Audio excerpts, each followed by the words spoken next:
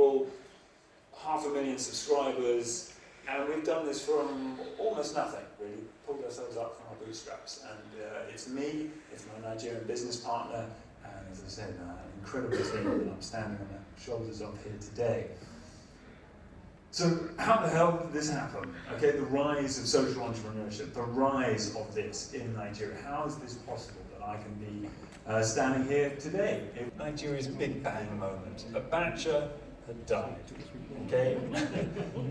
Hallelujah. and then you had democracy coming. You had freedom of speech coming.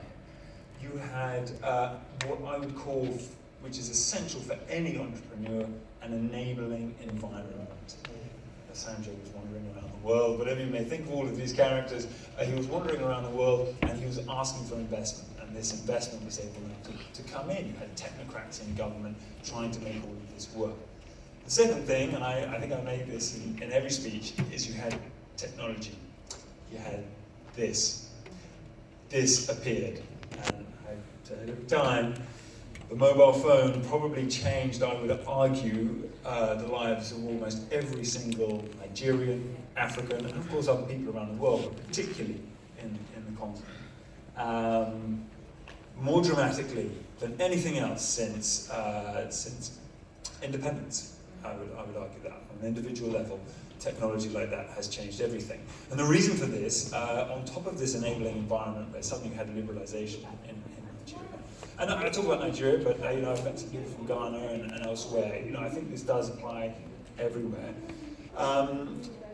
You were able to come up with an idea, and you were then able to leapfrog over the biggest obstacle, the elephant in the room, and I'll tell you what that is in a second, and reach directly into the pockets, into your customers' pockets, their screens, everything. The biggest obstacle in the room, of course, is government.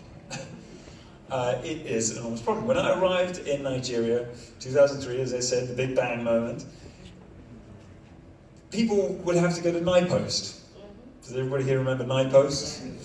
And they would have to go to NITEL, and there would be a queue of people outside NITEL, and they would have to make a call after queuing and hoping that it would go through to the person on the other end that they were hoping would be sitting by the phone waiting for their phone call. These things are almost impossible for us to even imagine now, because I could just pick up this call and call any of you.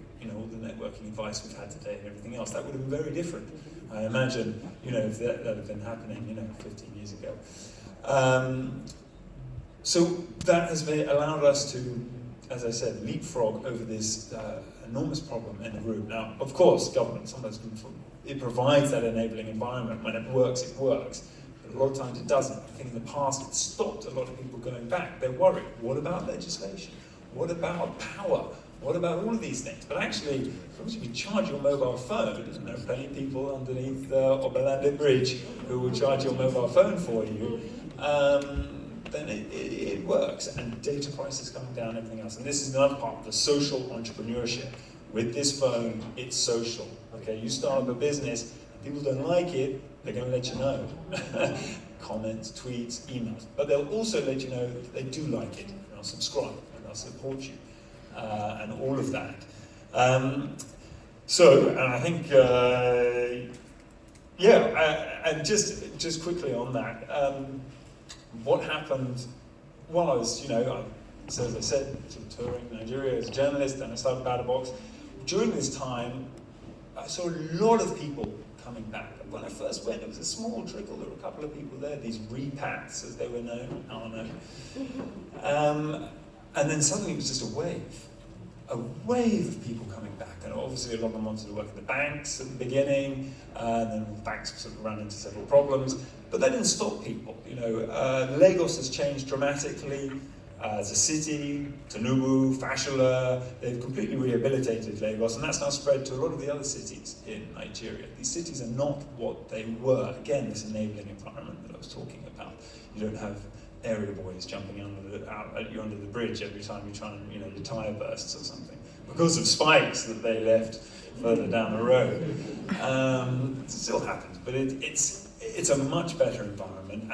For example, the first office that we were in when I first arrived in Lagos, it was the 6th floor up, and we had to carry in bags of equipment. You know, it almost filled the stage with CNN equipment just to get one live broadcast out. And it was not a business-friendly environment. The landlord would turn on the power maybe 9:30 in the morning so we could get an elevator up, and then he would turn it off at 4 o'clock and nothing on the weekends. If we were lucky, that elevator, I think throughout the last year, didn't work. So you imagine trying to carry up all of that equipment up and down those stairs. I'm starting to put on a bit of weight now because the elevator's working. Again, these small things, but I hope I'm trying to highlight the change because of this enabling environment, the way people are thinking, the liberalization of the economy. People want it to work. Not wanted to work, are allowed for it to work. You know, you don't have one guy at the top in a military uniform telling you what to do, and you can't do it until he tells you it's okay. So I do have a quick video clip just to break things up, but this is what BatterBox does, and I just want to sort of highlight this. This is something that, yes, of course I'm very proud, and I want to get it out there, but these are stories of people whose voices have not really ever been heard until this was possible. These are people with things that they want to do, their businesses, their ideas, the way they look at the world. This was never possible until all of these things were put in place. So I'll just... So fix this one in.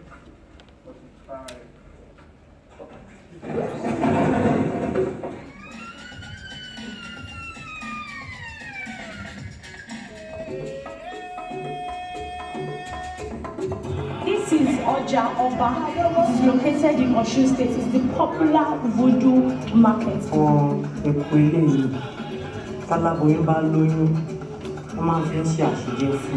I'll put this soap now inside this one and buy the red cloth. How much is this one?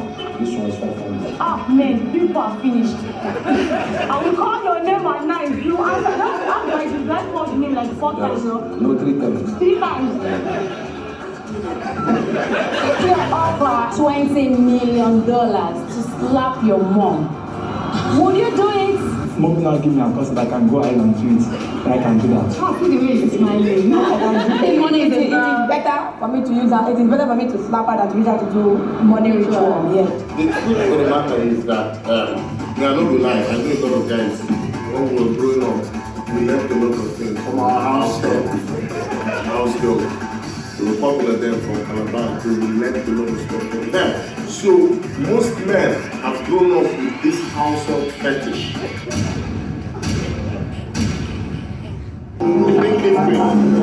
Okay. Make it machine. How many customers? 7, yeah, 8, or 10.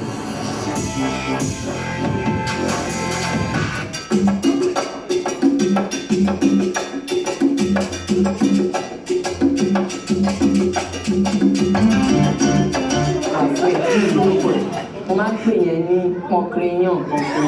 Yes, so máa lò wọ́n máa wà òkè. So bóyá lélẹ̀ bóyá obìnrin yẹn ó máa ń nírun ní abẹ́ so tọkùnrin bá gbọ́ ṣẹ̀gbọ́n á tún díẹ̀ tó ẹ pé. Jesus. Máa ń ṣèkùn bóyá gálàsì rẹ̀ bẹ́ẹ̀ gẹ̀ ní àbọ̀bá ọmọ àtàdé ráńṣì tàbí fọ́kànnà. Ẹgbẹ́ tí máa ń gbé pọ́nrán ọkùnrin sọ́wọ́ báyìí tí bàbá yọ style ọkùnrin yẹn máa láìpẹ́.